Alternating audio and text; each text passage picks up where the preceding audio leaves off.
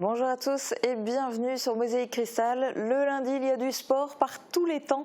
David nous rejoindra tout à l'heure avec notamment des images très boueuses du raid Sarre-Moselle qui s'est déroulé hier.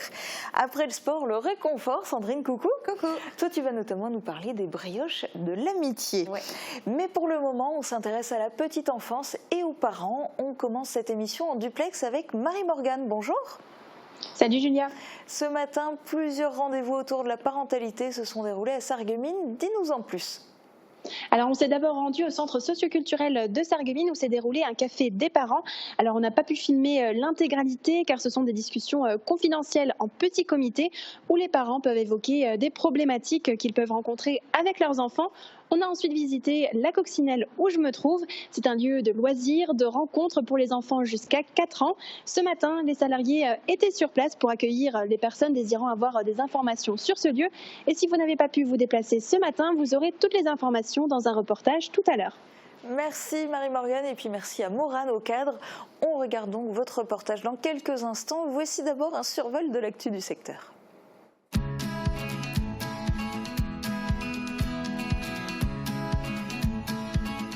Des activités pour tous les goûts, c'est à Airtrix, chez Best. 17e édition du raid Sarre-Moselle sous une météo plus que difficile. Boue, tronçons à contre-courant et pluie étaient les grosses difficultés pour les 385 binômes de l'événement sportif. Il fallait réaliser 12,5 km en course à pied, 6,5 en canoë et 27 en VTT entre Bliz-et-Bersin et Kerbach. Grégory Greff et Guillaume Kircher sont les vainqueurs avec 2h48 minutes et 44 secondes au chrono. Les frères Jacquard ont démarré la saison culturelle de Sarreguemines. Le trio a multiplié les reprises de chansons avec humour et décalage, comme à leur habitude. La salle de l'hôtel de ville était comble et le public ravi. Cette saison compte déjà 800 abonnés. Prochaine date, le vendredi 11 octobre avec Guillermo Guise, journaliste chroniqueur et humoriste belge. Nouveau rendez-vous avec la même à Beach. La 11e édition du marché paysan s'est tenue ce week-end avec 25 exposants, producteurs et artisans, malgré une météo capricieuse. Une rencontre avec les consommateurs qui permet de promouvoir le circuit court. Prochaine date, le dimanche 20 octobre à Sarreguemines. 40 années pour le club philatélique et numismatique du Pays de Beach. Le public était convié en mairie pour les festivités. Le club a proposé un timbre, un cachet, une carte postale éditée en 96, ainsi qu'une enveloppe pour l'occasion. Les dessins représentant la citadelle de Beach étaient signés par Raymond Wilhelm.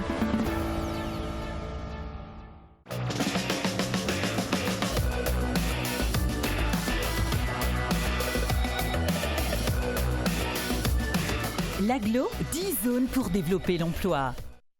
Côté météo, c'est pas terrible. Sandrine va tâcher de vous l'égayer avec son grand sourire. Avec le Crédit Mutuel, partenaire des grands événements sportifs.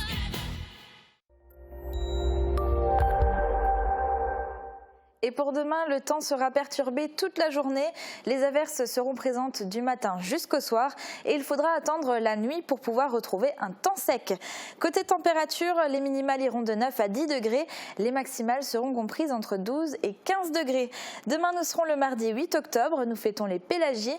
Le soleil nous accompagnera de 7h41 à 18h56. Et c'est un temps qui plaira certainement aux grenouilles qui doivent être nombreuses dans les temps de Hirbach à Olvin. Alors c'est également sur cet étang que Chantal a pris en photo ce signe. Un grand merci à elle et si vous aussi vous voulez nous envoyer vos photos, écrivez-nous par mail ou alors sur notre page Facebook. Il ne suffit pas d'être une firme française pour gagner la confiance des clients. Pour vous, Fermap fabrique et installe des menuiseries PVC et aluminium depuis 2005.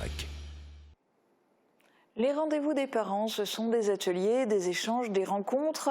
Du 5 au 18 octobre, ils peuvent participer à différents événements. Marie-Morgane Lorenz et Morane Grandcola ont participé aux ateliers qui se sont déroulés ce matin. Elles vous en disent plus dans ce reportage. La quinzaine de la parentalité, c'est parti. Plusieurs partenaires sont réunis pour proposer des événements en lien avec l'éducation de la petite enfance à l'adolescence. Les rendez-vous ont démarré samedi au centre socioculturel de Sarreguemines. Des ateliers, des lieux d'écoute et d'échange, les parents peuvent se confier en toute intimité. Je pense déjà pour être un bon parent, il n'y a pas de recette miracle en fait. On fait comme on arrive à faire et surtout après on essaye d'avoir des conseils et un soutien par les associations ou d'autres partenaires présents sur la ville de Sarreguemines qui peut apporter des réponses et des solutions à leurs questions, quoi. Ce lundi matin, les parents ont rencontré une bénévole de l'association familiale catholique. Là encore, en petit comité, ils ont pu prendre la parole et bénéficier de précieux conseils. Car Isabelle Dupont le rappelle, aucun parent n'est parfait. Nous organisons donc un café des parents qui prend une forme un petit peu particulière. Je suis venue aujourd'hui parler des chantiers éducation. Donc c'est un mini chantier éducation qui va se dérouler. Il consiste en un groupe de parole pour parents. Ce n'est pas un échange entre un professionnel et des parents, ce sont des parents ensemble qui vont partager leur expérience éducative et de là donc va jaillir un enrichissement pour chacun puisqu'on s'interroge sur les valeurs que nous essayons de transmettre à nos enfants.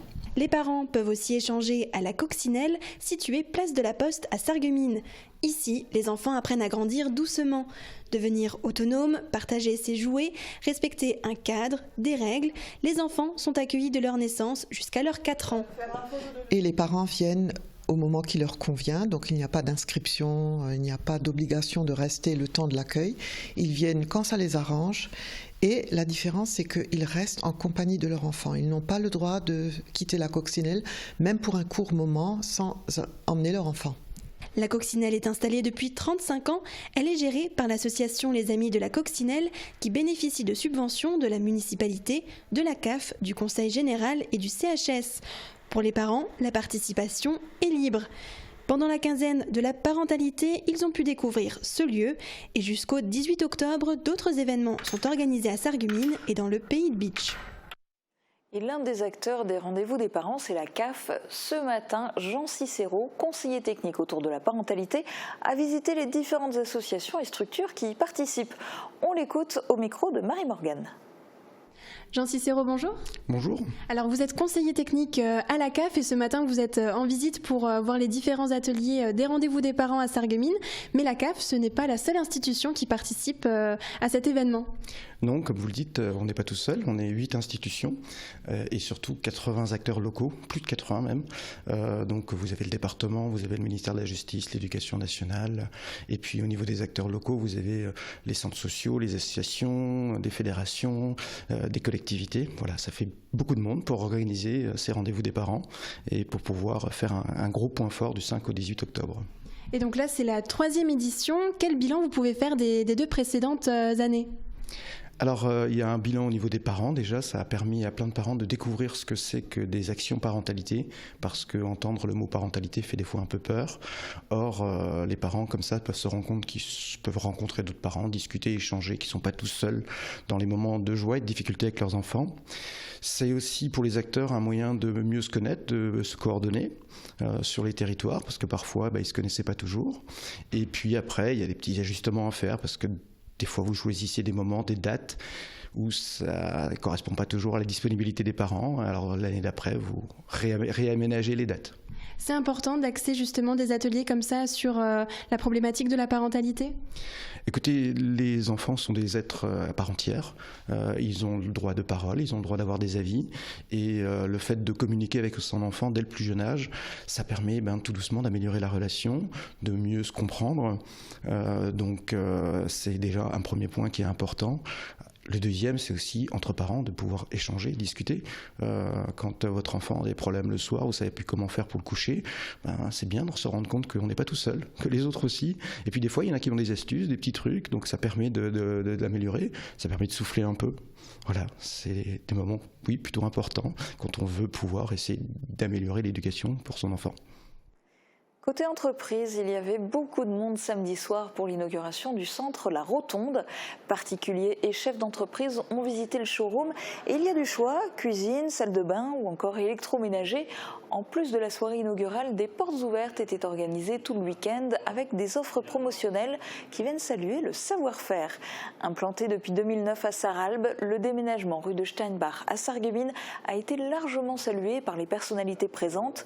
La Rotonde peut bénéficier du dispositif Action Cœur de Ville et le sous-préfet a d'ores et déjà annoncé que la Rotonde pourrait bénéficier d'une aide financière à condition de créer 1 ou 2 postes en CDI.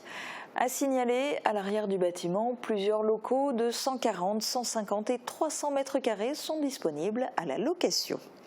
De nombreux autres événements se sont déroulés ce week-end. Marché paysan, anniversaire du club philatélique et numismatique de Bitche, exposition d'oiseaux et transhumance des moutons, ainsi que plusieurs spectacles ont rythmé le week-end. Voici le résumé en images. Pour la 11e édition de son marché paysan, l'association mosellane d'économie montagnarde, a choisi le thème de l'eau.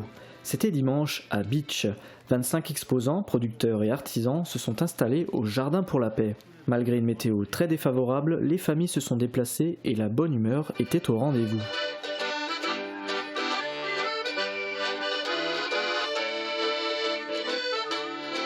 Un moyen de promouvoir le circuit court, véritable credo de la même. Prochaine date à ne pas manquer, dimanche 20 octobre, cette fois à Sarreguemines. Transhumance des moutons à Bitche. Depuis le printemps, ils broutent l'herbe de la citadelle. Cela évite de tondre. À l'arrivée de l'automne, il faut qu'ils regagnent la bergerie en contrebas de la ville. Pour la même 57 qui organise le marché paysan, la transhumance est le bouquet final de la journée. Malgré la pluie, le public est au rendez-vous et il n'est pas déçu par le spectacle. Regardez les images, elles se passent de commentaires. C'est pas ok. C'est pas stop. Vous allez bien. Couchez. Australie, Afrique, ces oiseaux viennent de l'autre bout du monde. Samedi, à Gros-Réderchin, l'association la plus exotique exposait près de 150 spécimens nés en 2019, dont une centaine ont été jugés pour pouvoir participer aux compétitions internationales, soit 2 fois plus de sujets que l'an dernier. Ceux ayant obtenu un score de 90 sur 100 peuvent espérer aller loin. Des oiseaux étaient également mis en vente. Certaines de ces espèces sont présentes uniquement en élevage et n'existent plus à l'état sauvage. 40 ans, cela se fête. Créé en 1979, le club philatélique et numismatique du Pays de Bitche conviait le public ce dimanche à la mairie de Bitche. Pour l'occasion, le club proposait un timbre et un cachet à l'effigie de l'anniversaire. Il y avait également une carte postale, éditée en 1996, et une enveloppe. Le dessin représenté sur le timbre, la carte et l'enveloppe, Bitche et la citadelle, est un tableau réalisé par Raymond Wilhelm. Le club avait déjà fait des timbres lors d'autres anniversaires et il accompagne également les événements locaux en les inscrivant dans l'histoire du timbre. Il y a les saumons qui fraient là-bas, pas loin dans la Meuse, dans la Moselle, au fond de la rivière qui coule. C'était tellement bon. On est allé à Québec, nous, pendant 2-3 jours, on s'est totalement imprégné de cette culture. Les frères Jacquard reprisent tous vos vieux tubes. Tout est dit. Sur scène, ce trio haut en couleur multiplie les chansons, non sans humour et décalage. Ce spectacle permet de démarrer la saison culturelle 2019-2020 avec beaucoup de bonne humeur, comme a pu le constater le public, venu nombreux ce soir.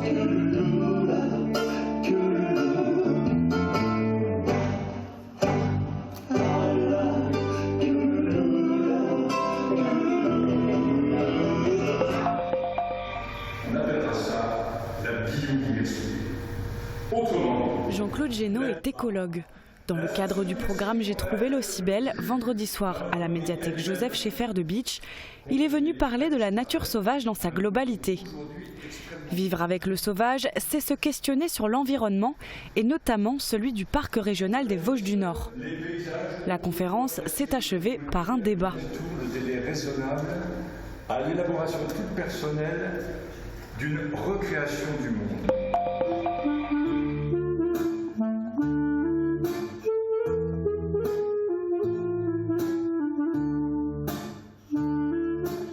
Ladislava, racontée par Olivier et Emmanuel. Lui à la guitare, elle à la clarinette et au chant. Ensemble, ils racontent en musique l'histoire de la musique tzigane. Dans le cadre du festival Euroclassique, leur roulotte s'est arrêtée à Ormersviller pour vous faire voyager. Ils revisitent le répertoire des musiques traditionnelles d'Europe de l'Est et du jazz manouche.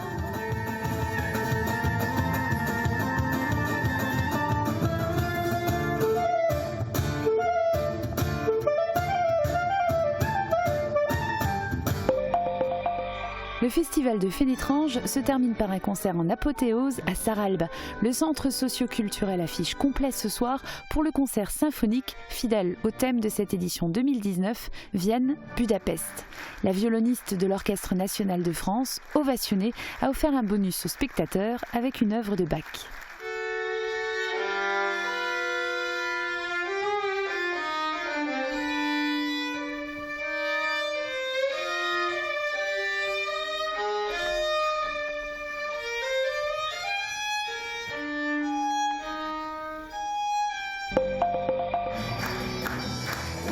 Une fois encore, Agir Ensemble a fait le spectacle pour la bonne cause. Sur la scène du casino, ce sont tout d'abord Sarah et Johanna qui ont chauffé la salle en première partie, reprenant un répertoire pop-rock divers et varié.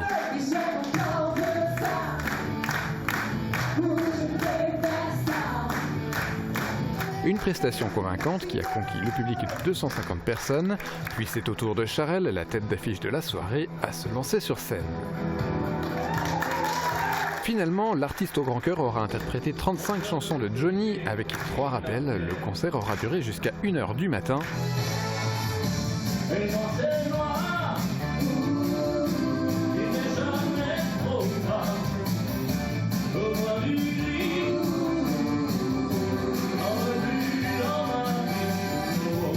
L'ensemble des fonds récoltés lors de cette soirée par l'association Agir Ensemble servira comme toujours à l'achat de matériel et mobilier destiné à l'hôpital Robert Pax. Le prochain rendez-vous de l'association est déjà programmé, ce sera le 2 novembre avec une soirée musical. Ce week-end, il y a aussi eu l'inauguration des nouveaux cours de tennis du club de Hambaroth. Après la construction en 2004 de cours couverts, la structure se dote désormais d'équipements extérieurs. Le club a opté pour une terre battue artificielle sur laquelle les joueurs et joueuses de tennis pourront s'entraîner et s'affronter toute l'année. Les travaux ont été réalisés en seulement quelques mois pour un montant total de 380 000 € TTC. Pour ce projet, la Ligue Grand Est a accordé une subvention d'environ 14 000 € au club, qui va la restituer à la commune. Et cette subvention atteindra peut-être les 17 000 € si les objectifs sont atteints d'ici l'année prochaine, à savoir l'organisation de tournois et une augmentation du nombre de licenciés de 20%. Actuellement, le club en compte 97, donc avis aux amateurs. On passe maintenant à la question du jour et Sandrine, on s'intéresse aux brioches de l'amitié. Oui, alors c'est une opération qui est nationale et qui commence aujourd'hui et elle va durer encore toute la semaine. Alors sur le secteur, les bénéfices de ces ventes seront reversés à l'AFAEI de Sarreguemines et ce sont des bénévoles de plusieurs associations du secteur qui viendront pour vous proposer ces brioches de l'amitié donc dans les différentes communes pour un don minimum de 3 €. Et du côté de nos internautes, on a voulu savoir s'ils avaient l'habitude justement de participer à ce type d'événement. Et sur plus de 300 votants, il y a 68% d'entre eux qui nous ont affirmé en acheter, ce qui est déjà pas mal, mais ce qui pourrait encore être mieux. Et dans les commentaires, on peut lire celui de Céline qui nous dit « Je ne savais même pas que ça existait, donc je suis ravie en plus de voir que notre publication aura servi en plus à informer nos internautes. Yorick nous écrit « On attend chaque année, mais jamais personne ne vient. » Alors en espérant que cette année, il croise quelqu'un devant sa porte et qu'il puisse y participer. Et enfin, Claude nous dit « J'ai boycotté Sarreguemines il y a 2 ans quand ils sont arrivés avec des brioches industrielles, alors que la ville est pleine de boulangeries et quelques-unes d'excellente qualité. » Et parmi les réponses de ce commentaire, on peut lire celui de Jean-Philippe qui nous dit « À Saralbe, elles viennent des boulangeries. » Et je peux ajouter également que ce sera le cas aussi à Beach. L'information a été communiquée sur leur site internet. Et bravo à tous les bénévoles et puis merci d'avance à tous les donateurs qui vont se mobiliser pour la FEI. Sandrine, comme chaque lundi, tu as aussi fouillé dans les archives et tu nous proposes de revoir des images de l'édition 2009 du raid Sarmoselle. Oui, alors il y a 12 ans, jour pour jour, c'était la 5e édition du RAID, alors qui à l'époque s'appelait encore RAID Sarre-Moselle Rive Action. Au programme, c'était déjà course à pied, canoë et VTT. Et cette année-là, c'était pour relier Vitrain à Morsbach. Regardez.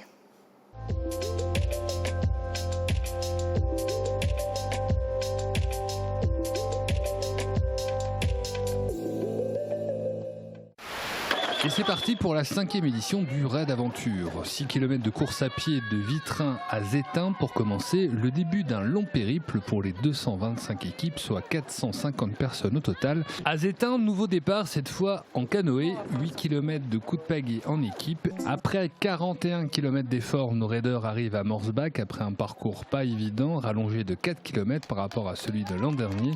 Et au final, on est content d'arriver. Et sur ces images de l'arrivée, vous venez de voir donc les gagnants de 2007, Romaric Delépine, multiple vainqueur de cette épreuve, qui était cette année-là en binôme avec Pierre Vadan. Et juste derrière eux, avec seulement 3 minutes 16 d'écart, était arrivé le binôme Guillaume Kircher et Grégory Greff. Merci Sandrine. Et puis évidemment, il a entendu qu'on parlait de sport, ça fait venir David. Bonjour. Oui, je suis là. Bonjour Julia. Alors on vient de l'évoquer, là Sandrine le disait, le binôme Guillaume Kircher, Grégory Greff, c'était un peu les poulies d'or du Raid Sarre-Moselle. Effectivement, Julia, ces deux sportifs de Wouswiller et Humbar ont fini 2e du Raid une dizaine de fois. Ils avaient remporté l'épreuve en 2004 et en 2005. Cette année, ils renouent avec les victoires, mais contrairement aux images qu'on a vues sur les archives, la météo était exécrable hier. Il y avait de la boue partout. Donc ça va être reportage complet dans un instant dans Plus de Sport. Et quelles sont les autres disciplines sportives au programme aujourd'hui ? Aujourd'hui, on va parler de foot, de taekwondo et puis surtout de badminton. En invité, j'aurai le plaisir de recevoir l'entraîneur de Sarreguemines, Serge Malik. Vaste programme. Eh bien, merci David. On regarde ça tout de suite. Place à Plus de Sport avec David. Quant à moi, je vous souhaite une très bonne journée. Garde individuelle ou collective de vos enfants, le Pays de Beach, des réponses à tous vos besoins.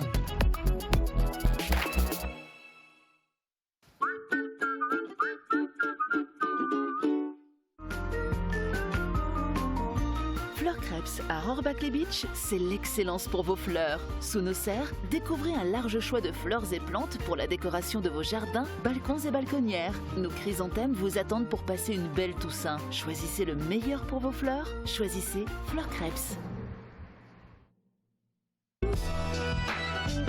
Pour passer une bonne journée, il faut d'abord passer une bonne nuit. Si le moment est arrivé de changer de matelas, France Literie vous propose ces prix incroyablement fous. Normal, c'est son anniversaire. N'hésitez pas à consulter l'expert de vos nuits, zone commerciale Cora à côté de Mobilier de France. Très bonne journée.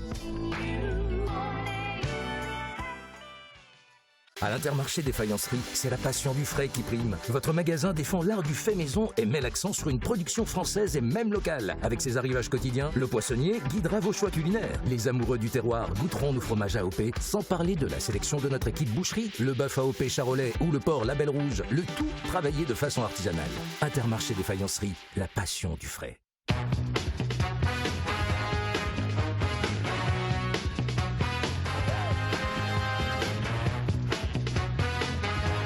Vente, réparation, dépannage, lavage, station-service. Les garages Schwind à Rohrbach et Sarreguemines. L'acteur principal, hein. Waouh, le charme! Vous n'avez rien remarqué? Ouais. Oui, c'est vrai, moi aussi. Pourtant, Nadine est équipée de 2 appareils auditifs. C'était lui le mieux dans le film. À la passion de l'audition, nos appareils allient discrétion et efficacité.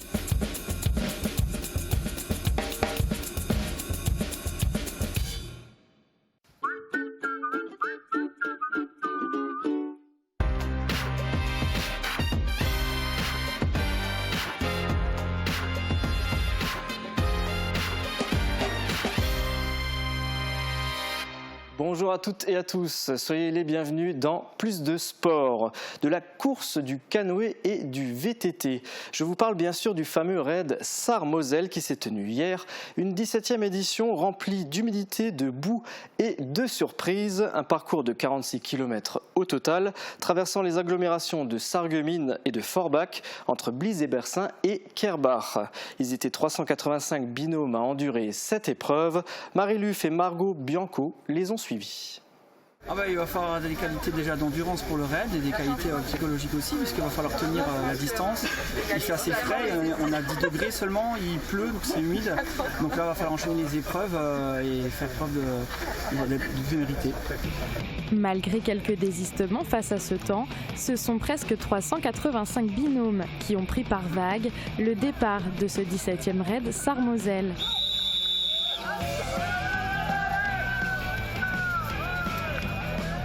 Un triptyque sportif entre les agglomérations de Sarreguemines et de Forbach qui démarre à Bliss-et-Bersin par 12,5 km de course à pied.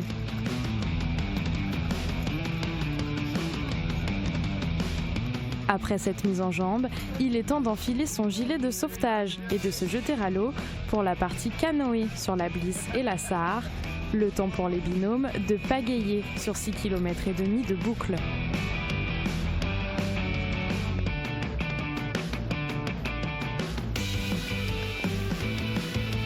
Et comme si la nouvelle difficulté de cette année, qui est de ramer à contre-courant, ne suffisait pas, l'une des équipes a pris le parcours aquatique à l'envers.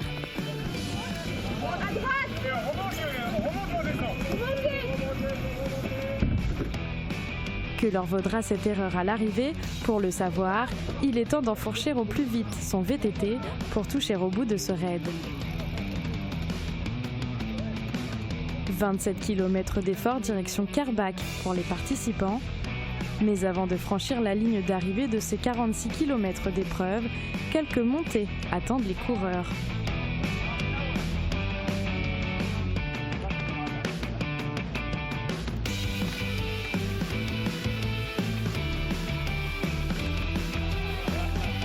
Et c'est finalement le binôme Kircher-Greff qui arrive en tête de ce raid. Après 8 participations en duo et presque 15 ans sans victoire, ces sportifs sont fiers de leurs prestations. Parce qu'en fait, je pense qu'on a fait 8 ou 10 deuxième place.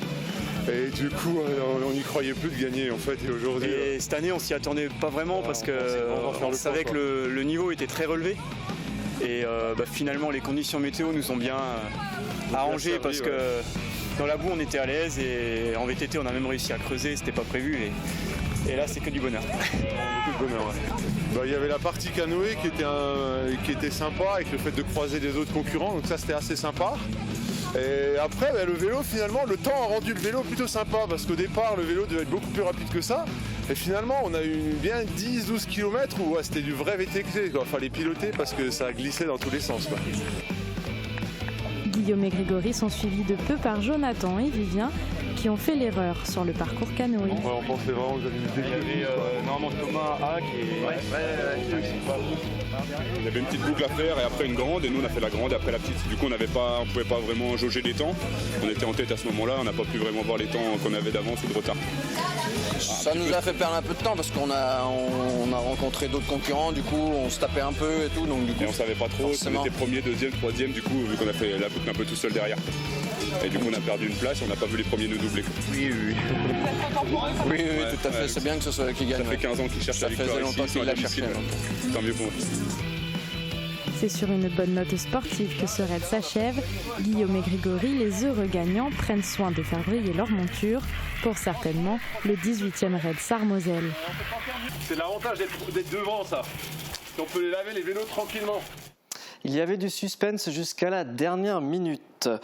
Pour la deuxième journée du championnat de France Interclub en National 3, l'équipe de badminton de Sarreguemines a bataillé face à Dommartemont au gymnase Coubertin. Les banlieusards nancéens, grands favoris de la poule 1, leur ont donné du fil à retordre. Mais c'était sans compter sur la performance des joueuses de Sarreguemines qui ont imposé une belle résistance. Un reportage de Thibaut Desmerlet. Une rencontre pour le moins spectaculaire. Le club de badminton de Sarreguemines n'a pas démérité lors de la deuxième journée du championnat. Pourtant, ce sont les Meurthe-et-Mosellans qui prirent le meilleur départ en remportant dès le début un double et un simple homme. Cet écart de 2 points leur donnera un avantage tout au long de l'affrontement. Mais les faïenciers n'ont pas dit leur dernier mot. Mathilde Reiss et Elodie Sprick combattent pour remporter le double dame 17-21, 21-18, 21-19. S'ensuit un chassé-croisé où Dommartemont arrache le premier simple dame, mais l'équipe de Sarreguemines, avec Alicia Schusser, s'impose pour le second match, 18-21, 21-19, 21-15. C'est très serré du côté des dames et du côté des hommes de Sarreguemines, Stéphane Malik rafle son match 21-19, 14-21, 21-18. Malgré la fougue des hôtes de la rencontre, Dommartemont vole les 2 doubles mixtes et finit la bataille avec un score de 5-3. Sarreguemines s'incline et se contente d'un point défensif. Il y avait des matchs très serrés en 3-7. On s'est vraiment battu comme jamais. De ce côté-là, j'ai rien à reprocher à l'équipe. C'était vraiment un superbe match. Le spectacle était au rendez-vous. Bon, ils sont premiers, ils sont favoris. Nous, on était seconds. On a fait un match vraiment digne de ce niveau-là. Les filles ont apporté 2 points et 1 point pour un garçon. Oui. Ben pour l'instant, avantage aux filles. Oui. Ayant évité l'égalisation, l'équipe de Dommartemont savoure sa victoire. Leur entraîneur salue la qualité de jeu et la combativité de Sarreguemines. Ça fait 20 ans que je pratique le badminton et 20 ans que je connais l'école de Sarreguemines, que je connais. C'était un très bon club, formateur. On voit bien, la plupart des jeunes sont issus du club, donc on voit bien que c'est une très belle école. Donc c'est pas surprenant du tout. Petite ville mais belle école. La Nationale 2 reste l'objectif de Dommartemont.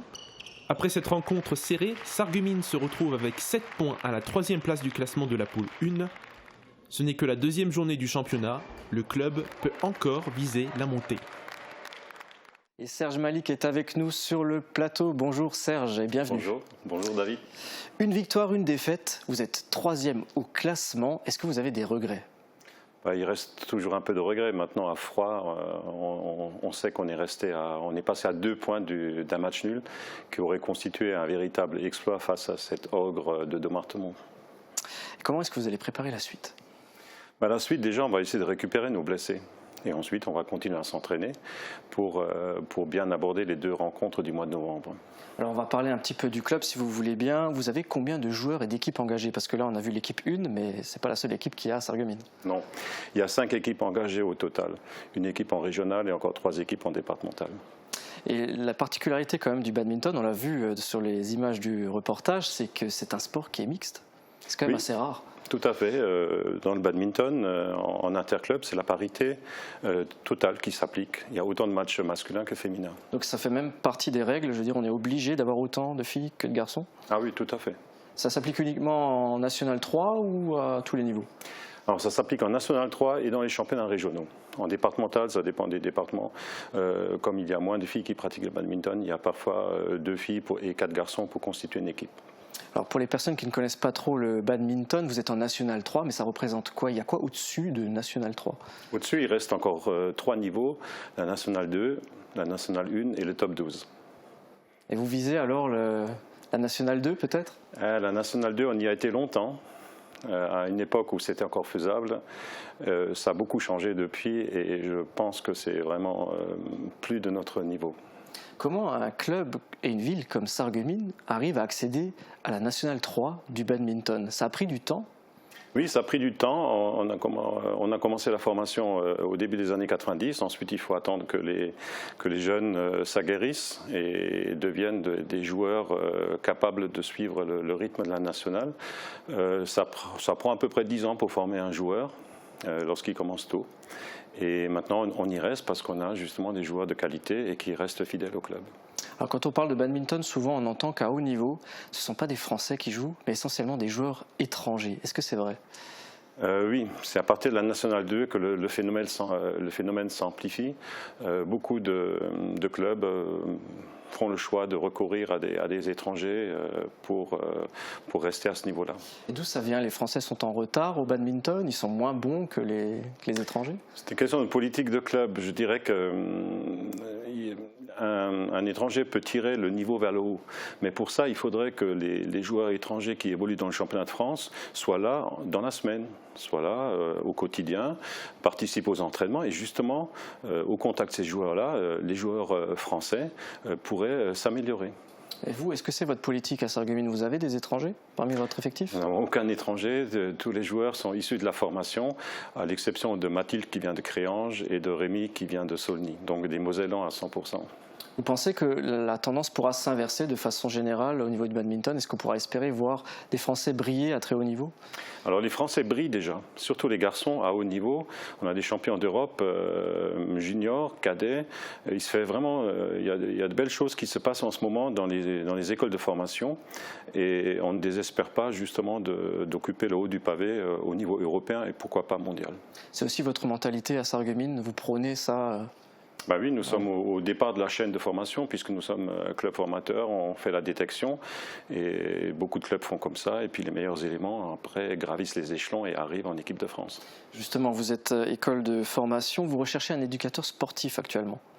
Ça fait 3 ans, il y a 3 ans on a finalisé un projet d'emploi salarié et depuis on cherche un salarié, voilà, quelqu'un qui réponde aux critères de notre fiche de poste.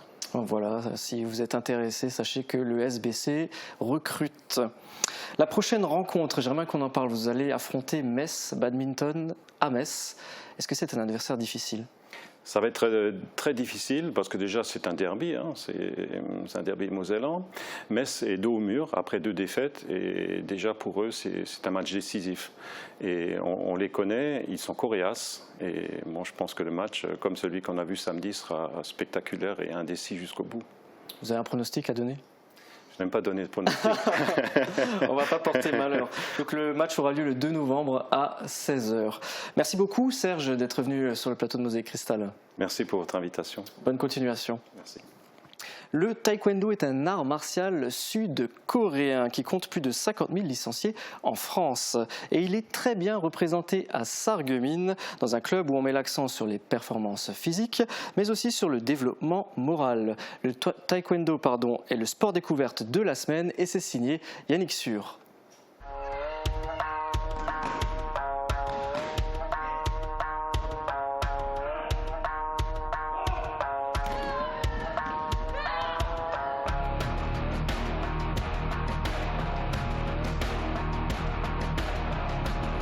Le taekwondo, c'est la voie du pied et des poings.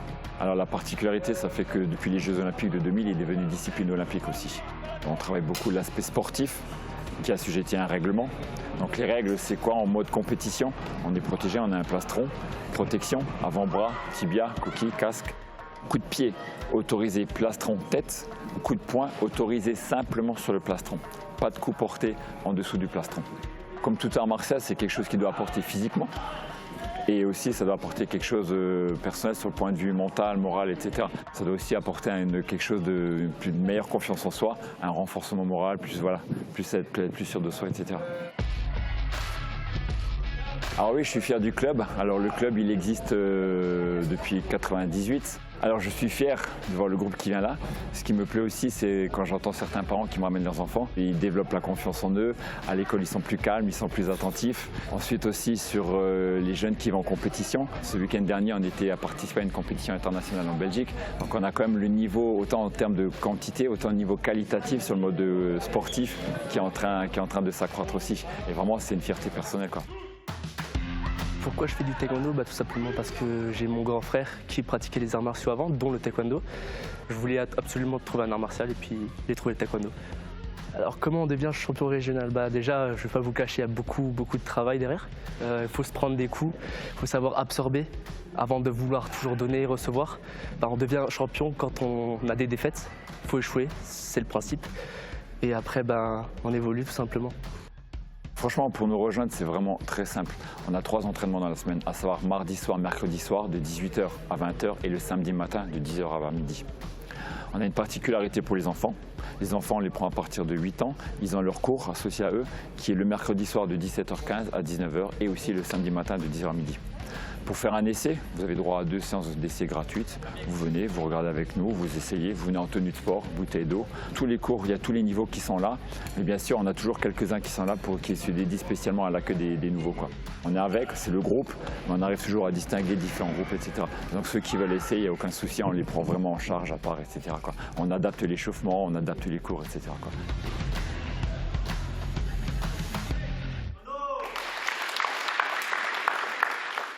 Emma Aubry, 17 ans, est licenciée au Tonic Box de Sarreguemines. Elle pratique la boxe depuis 7 ans et vient d'intégrer la première team de Kuma Sport. Sa particularité, combattre dans la plupart des disciplines de kickboxing.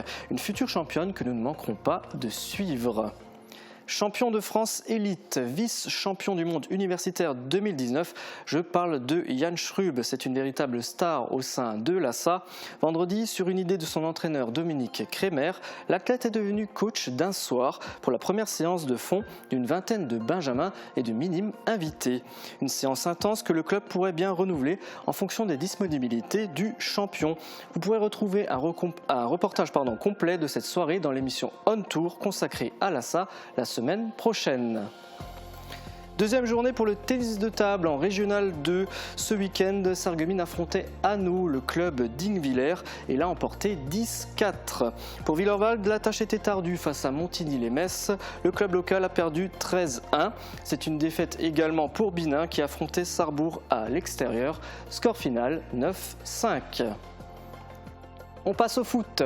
Hier, l'équipe B de Sarreguemines jouait contre l'ES Famec. Malgré un match mouvementé, Sarreguemines a tenu ses promesses et remporté la victoire. Résumé en images de Yannick Sur.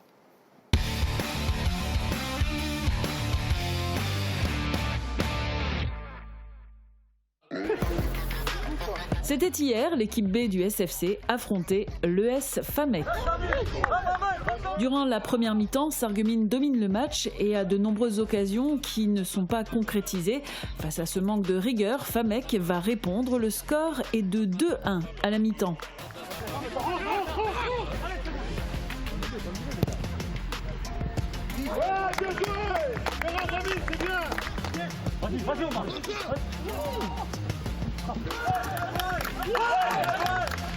On s'est plus mis en difficulté qu'autre chose, sachant que cette deuxième mi-temps va être très très compliquée parce qu'eux donc ils ont quand même ça joue bien au ballon, ça joue juste, voilà, et nous c'est sur des erreurs surtout individuelles qu'on les met en danger, mais sur la physionomie donc, de la première mi-temps, on mène 3-1, mais ça va être très très compliqué dans la deuxième mi-temps.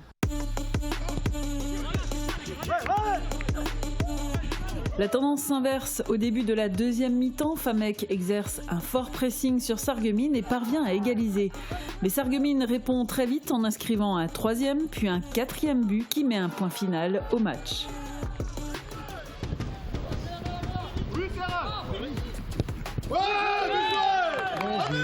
Je suis très content donc, de la prestation parce que j'avais quand même 5 à 6 jeunes qui jouent donc, régulièrement en équipe C. Donc point de vue donc état d'esprit, donc ça s'est très bien passé et on a su donc chercher donc des ressources. Ça c'est un match que je vous dis que l'année dernière, si on aurait été mené 2-1 et serait revenu à 2-2, on ne serait jamais revenu. Jamais. Parce que la mentalité donc il n'y était pas et cette année j'ai un très bon groupe. Voilà, sachant qu'on a les deux équipes qui ont joué en même temps, donc j'ai pu récupérer aucun gars donc, de l'équipe première. Voilà. C'est quoi vos objectifs pour la suite ?